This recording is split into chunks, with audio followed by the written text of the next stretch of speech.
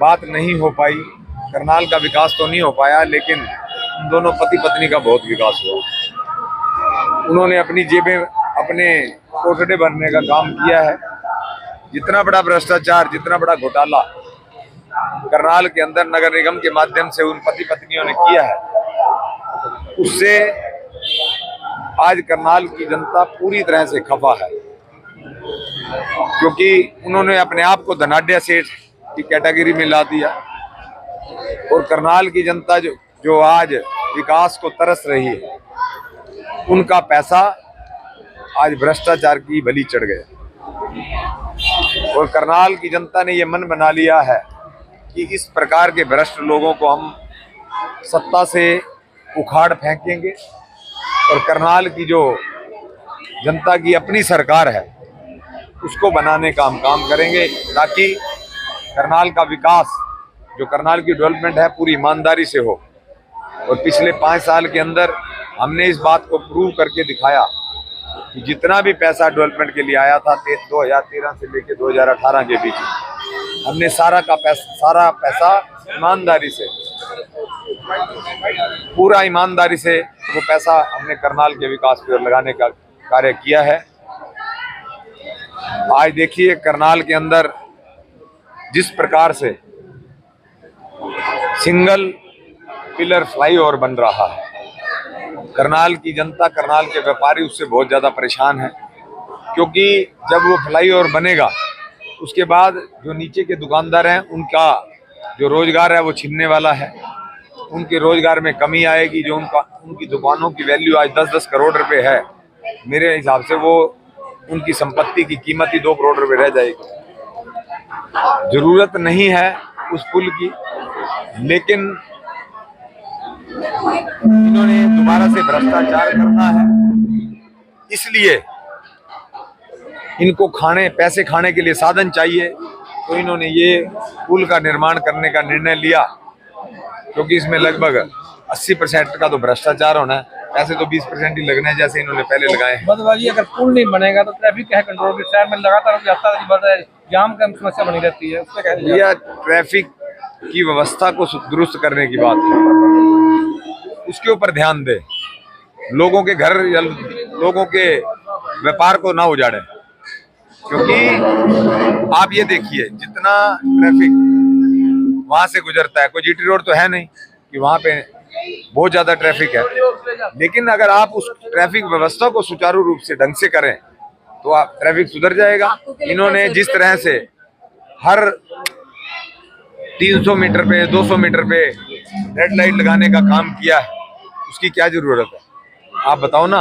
आधा किलोमीटर आप निर्मल कुटिया से लेके आप वहां तक पहुंचते हैं, अगर हॉस्पिटल चौक तक आधा किलोमीटर का एरिया पड़ता है, उस एरिया के अंदर 1, 2, 3, 4 लाइटें हैं, तो ट्रैफिक तो जाम होगा ही। हर 100 मिनट के बाद अगर एक्सीलेटर दबने की बजाय ब्रेक दबेगी तो जाम नहीं लगेगा तो क्या होगा? और इन्होंने व्यर्थ में इतने 150 करोड़ रुपए की लाइटें और कैमरे लगाए हैं। जो काम 10 करोड़ में होना था वो काम 150 करोड़ में हुआ। इन्होंने 32 गेट बनवाए हैं, 16 गेट 32 करोड़ रुपए में, जबकि जब हमारे पास कोटेशन आई थी 10 लाख रुपए पर गेट की आई थी। 1 करोड़ 60-70 लाख में जो काम होना था वो 32 करोड़ में हुआ। इस प्रकार से, और 55 करोड़ रुपए की जो सुनने में आ रहा है, जो सूत्र बता रहे हैं कि ये टिकट खरीद के लेके आ रहे हैं। जो व्यक्ति इतने पैसे से टिकट खरीदेगा तो आप खुद बताइए वो करनाल का विकास करेगा या अपना विकास करेगा? पैसे बचेंगे शराबबत्ती, उसके बारे में क्या? देखिए देखिए पैसा कितने दिन काम आएगा, शराब कितने दिन काम आएगी? 1 या 2 दिन।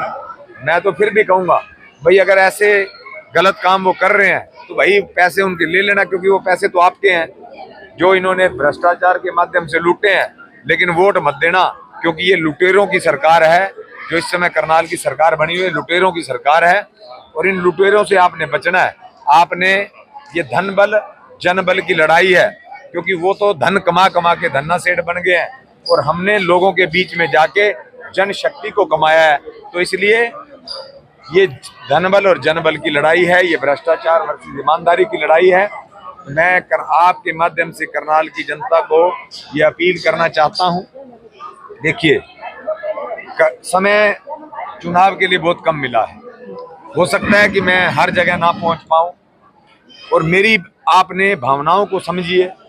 मैं आज जो लड़ाई लड़ने जा रहा हूं, भ्रष्टाचार के खिलाफ लड़ाई लड़ रहा हूं, जो धनाढ्य सेठ हैं उनके खिलाफ लड़ाई लड़ रहा हूं, जो ये हमें प्रताड़ित किया जा रहा है उस प्रताड़ना के लिए लड़ाई लड़ रहा हूं, करनाल के विकास के लिए लड़ाई लड़ रहा हूं, और आपकी जो आम जनमानस की जो मूलभूत समस्याएं होती हैं उनके समाधान के लिए लड़ाई लड़ रहा हूं। मधुबा जी, कल मुख्यमंत्री, क्या लगता है कैसा रहने वाला है? समर्थन, बहुत अच्छा समर्थन मिल रहा है, और चुनाव ने कहीं ना कहीं अपनी गति पकड़ ली है, और लोगों ने ये मन भी मना लिया है कि सरकार हम बदलेंगे, जो लोकल सरकार है। और ये जो अगर वो अपने भाई, अपने बेटे को, मनोज को अगर मेयर के रूप में चुनते हैं, तो निश्चित तौर पे मैं उनको ये आश्वस्त कर देता हूँ, उनको पूरी तरह से वचन देता हूँ कि ये उनकी खुद की सरकार होगी। वो मेरा हाथ पकड़ के भी आधी रात को भी मेरे से काम करवाएंगे। मधुबा जी, कल मुख्यमंत्री करनाल आ रहे हैं और कांग्रेस के कई बड़े लीडर पार्टी छोड़कर उसमें बीजेपी में जा रहे हैं। क्या कांग्रेस पार्टी उन बड़े नेताओं को नहीं संभाल पा रही, क्या कारण है? देखिए, जो मैं आपको क्या कहूँ, जिसने अब क्या पता कौन जा रहा है कौन नहीं जा रहा है, इसके ऊपर मैं क्या टीका टिप्पणी करूँ। हर व्यक्ति की अपनी विचारधारा है। 40-40 साल पुराने व्यक्ति, उनको जिस प्रकार से कांग्रेस ने मान सम्मान देने का काम किया है, उसके बावजूद भी वो अपने स्वार्थवश अगर पार्टी को छोड़ के चले गए हैं, अगर उन्होंने आज उनको पार्टी के अंदर खामियां नजर आ रही हैं, तो फिर ये उनकी सोच हो सकती है। मेरे बड़े आदरणीय हैं, मैं उनके बारे में कुछ ज़्यादा नहीं बोलूँगा। जो पता नहीं क्या मजबूरियां रही होंगी उनकी, वरना कोई ऐसे ही बेवफा नहीं होता। तो पता नहीं क्या स्वार्थ है। करनाल वासियों क्या अपील करोगे? करनाल वासियों से यही अपील करूंगा, हो सकता है कि मैं करनाल की सभी कॉलोनियों में ना पहुंच पाऊंगा, लेकिन आपके चैनल के माध्यम से मेरी आपसे निवेदन है कि आप इस लुटेरी को, सरकार को बदलने का काम करें, इस भ्रष्टाचारियों को सत्ता से बाहर फेंकने का काम करें, क्योंकि इसी में ही आपका हित है, इसी में ही आपके करनाल का हित है, ताकि आपके बीच में ईमानदार व्यक्ति काम करने वाला आए, ईमानदारी से काम करें। करनाल को हम एक विश्व स्तरीय शहर बनाने में अपनी भूमिका अदा करें, अपना योगदान दें। यही आप सभी से मेरी अपील है।